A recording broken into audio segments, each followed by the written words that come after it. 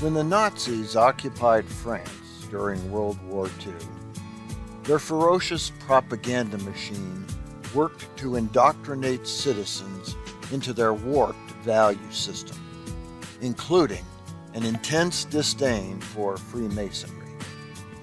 One of their tools was the 1943 movie Occult Forces. Ignoring the fact the film is grainy with poor sound quality, factually inaccurate, and uses sinister props that conjure up visions of Plan 9 from outer space, it provides some insight into what may be a contributing factor to any anti-Masonic sentiment in France or elsewhere today. Maurice Ramet plays Pierre Avenel, the film's protagonist. Ramet was a B-list French actor who had even played in anti-Nazi films. However, he had a quick, if not predictable, change of heart once the Gestapo took charge. Regardless of whether his conversion to Nazi sympathies was genuine, his role in the movie earned him a hasty one-way ticket to Argentina after the war. Director Jean-Charles Mamet and screenwriter Jean-Marc Riviere were Freemasons who, under Nazi occupation, renounced their memberships. After the war, France sentenced both to death specifically for the roles they played in producing the film. Marquis Riviere fled to Argentina. Mamet faced a firing squad on March 29, 1949. The film telegraphs its anti-Masonic theme from the opening credits, where a shadowy blob descends before the viewer's eyes and comes into focus as an ugly spider with a square and compasses on its back.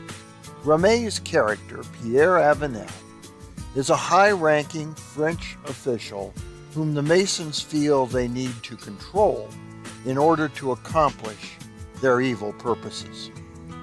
I might add, the film's Freemasons are members of the Grand Orient of France, one of the groups considered clandestine in the United States. The Freemasons' solution is to initiate and indoctrinate Avenel. His initiation is a combination of the familiar and bizarre, and once a member, he falls into the abyss of clandestine alliances and corrupt deals.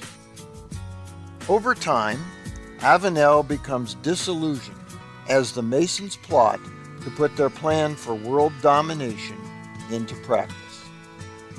Avenel attempts to demit, but the Grand Master encourages him to remain a member with a combination of threats and promises to promote him to what he calls superior levels. Finally, the Masons can no longer tolerate Avenel's insolence.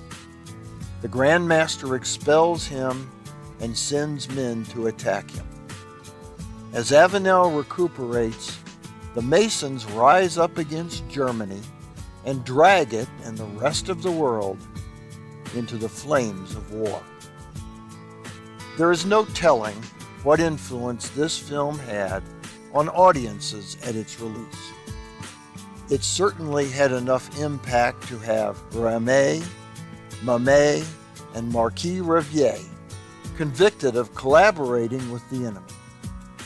Some of the accusations and myths about Freemasonry which it brought into focus were the following. Conspiracy theorists today claim there is a top tier of Masons run behind the scenes by powerful individuals who hold the real authority. Outside that elite tier, average Masons like you and me don't know what's going on. In Masonry, the Grand Master tells Avenel, we hide everything from the little people. Claims abound that there are higher degrees in the craft, whose recipients learn the real secrets and gain the real benefits and power of the fraternity.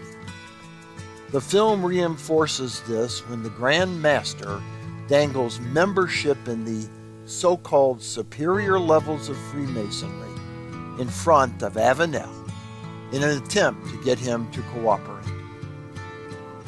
The film depicts Masonry's perceived anti-Catholic stance by the fact that Avenel is himself a member of the Catholic Church.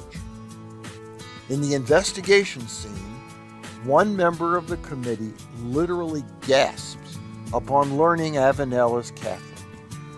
It takes fancy footwork to convince the committee members Avenel is spiritual, but non-practicing. Even at that, his election to receive the degrees is not unanimous. The audience is made to see brothers as social climbers who seek and grant favors among themselves. Government officials hand out jobs, and judges acquit the guilty because of the bond of fraternity. In one telling scene, the Grand Master reveals absolutely no one is in charge of Freemasonry, that it moves as a ubiquitous force.